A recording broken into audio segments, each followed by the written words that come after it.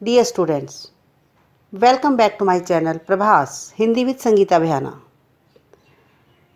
इस वीडियो में आज हम पढ़ेंगे कक्षा 10वीं से ली गई कविता फसल के बारे में, जिसे नागार्जुन जी ने लिखा है कि फसल किस तरह से तैयार होकर हमारे सामने आती है, हम उसका उपयोग करते हैं, उसके बारे में कवि ने हमें बताया है। फसल कविता हमें किसान और कृषि संस्कृति के करीब ले जाती है, हमें कृषि व प्रकृति का महत्व समझाती है। इस कविता के माध्यम से नागार्जुन जी ये बताना चाहते हैं कि इंसान की मेहनत और प्रकृति से मिलने वाले तत्व दोनों के सहयोग से ही खेतों में फसल लहलहा उठती है। यानी इंसान और प्रकृति एक दूसरे के पूरक हैं। कवि के अनुसार फसलें पानी, मिट्टी, धूप, हवा और मानव श्रम के मेल से बनी है। अर्थात फसल किसी एक की मेहनत का फल नहीं, बल्कि इसमें सभी मजदूर किसानों का योगदान सम्मिलित है।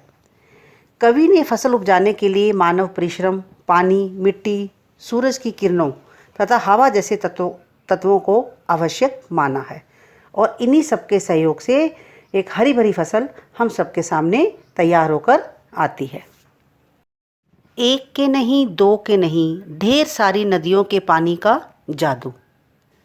कवि ये कहना चाहते हैं कि अलग अलग नदियों का पानी जब सूर्य के ताप से भाप बनकर उड़ता है तो आकाश में बादल के रूप में परिवर्तित हो जाता है और फिर वही बादल बरसकर धरती पर पानी के रूप में वापस आते हैं, जिससे फसलों को भरपूर पनपने का मौका मिलता है। तो इन पंक्तियों में कवि कहते हैं कि एक या दो नहीं बल्कि अनेक नदियों का पानी अपना जादुई असर दिखाता है, तब जाकर फसल पैदा होती है। एक के नहीं, दो के नहीं, लाख लाख कोटि कोटि हाथों के स्पर्श की गरिमा। कोटि होता है करोड़, स्पर्श होता है छूना, छुवन, गरिमा गौरव। अब यहाँ कवि किसान मजदूरों की मेहनत के बारे में बताता है कि हजारों खेतों पर दुनिया भर में कितने हजार किसान हैं जो रात दिन मेहनत करते हैं और अपनी फसल की देखभाल करते हैं। उसको समय समय पर खाद, पानी और पोषक तत्व देने का काम उन्हीं का होता है, तब जाकर फसल कहीं खेतों पर लहलहा उठती है। तो इसलिए कवि कहते हैं कि एक नहीं, दो नहीं बल्कि लाखों करोड़ों हाथों के अथक परिश्रम का परिणाम होती है ये फसल। अर्थात करोड़ों किसानों की रात दिन की मेहनत से फसल उगती है। एक के नहीं, दो के नहीं, हजार हजार खेतों की मिट्टी का गुणधर्म। गुणधर्म होता है स्वभाव और प्रभाव।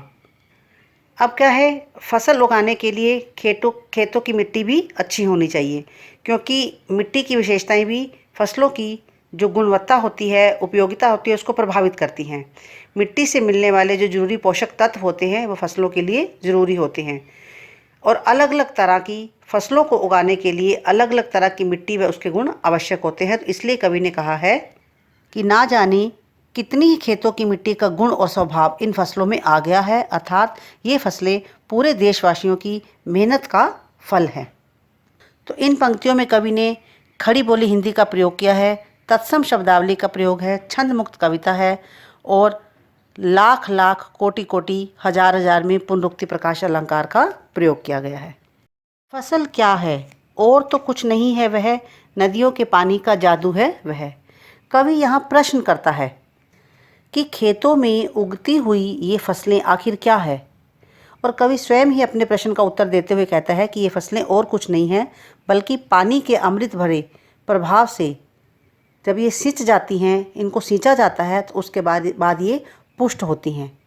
इनके अंदर नदियों का जादुई प्रभाव है, नदियों के पानी का जादू है। अलग अलग नदियों का पानी जब इन फसलों को मिलता है तो ये फसलें लहलहा उठती हैं। हाथों के स्पर्श की महिमा है। स्पर्श होता है छूना, महिमा हो गया महत्व। तो कवि यहाँ ये कहता है कि ये फसलें किसानों के हाथों का स्पर्श और श्रम पाकर, मेहनत पाकर इतनी फली फूली हैं। अर्थात इन फसलों में किसानों की मेहनत छिपी हुई है, जो किसान दिन रात कठोर परिश्रम करते हैं और इन फसलों को तैयार करते हैं। भूरी काली संदली मिट्टी का गुणधर्म है। संदली एक प्रकार की विशेष मिट्टी होती है। तो कवि यहाँ कहता है कि इनमें अपनी अपनी मिट्टी का गुण, चाहे वो भूरी मिट्टी है, काली है या संदली मिट्टी है, इनका गुण, इनका स्वभाव, स्वाद और प्रभाव छिपा हुआ है। अभी next 2 lines very important, paper में काफ़ी बार ये लास्ट की जो 2 लाइनें हैं ये आशय स्पष्ट करो में पूछी जाती हैं। रूपांतर है सूरज की किरणों का, सिमटा हुआ संकोच है हवा की थिरकन का। रूपांतर, रूपांतर होता है बदला हुआ रूप, संकोच सिमटना, सिकुड़ना, थिरकन लहराना, थिरकना, हवा से फसलें लहराती हैं। तो कवि कहता है कि ये फसलें सूरज की किरणों का बदला हुआ रूप है, अर्थात सूरज की किरणें ही इन्हें अपनी ऊष्मा, अपनी ऊर्जा, अपनी गर्मी, अपना ताप देकर इनको रूप प्रदान करती हैं, इनके अंदर जान डालती हैं। और हवा जब चलती है तो हवाओं की थिरकन, जो हवाओं की थिरकन होती है वह सिमट कर इन फसलों में समा गई है, अर्थात इन्हें बड़ा करने में हवा का भी भरपूर योगदान है। जब हवा चलती है तो इन फसलों के अंदर जान आ जाती है, लहरा उठती हैं और हवा में लहराती हुई फसलें मन को बड़ी ही आकर्षित करती हैं। तो इस तरह से कवि ने बड़ा ही सुंदर वर्णन हमारे सामने प्रस्तुत किया है कि खेतों में लहराने वाली फसलें जो हम लोगों तक पहुंचती हैं वे किस प्रकार तैयार होकर हमारे सामने आती हैं, कितने लोगों का श्रम, कितने लोगों की मेहनत इनके साथ जुड़ी हुई है और प्रकृति का बहुत योगदान है। तो हमें हमेशा प्रकृति का थैंक्स करना चाहिए, धन्यवाद करना चाहिए। आई होप आपको ये कविता अच्छे से समझ आ गई होगी। Thank you and God bless you all. आप मेरे चैनल को लाइक, शेयर, सब्सक्राइब अवश्य करें ताकि आने वाली वीडियो की नोटिफिकेशन भी आपको मिलती रहे।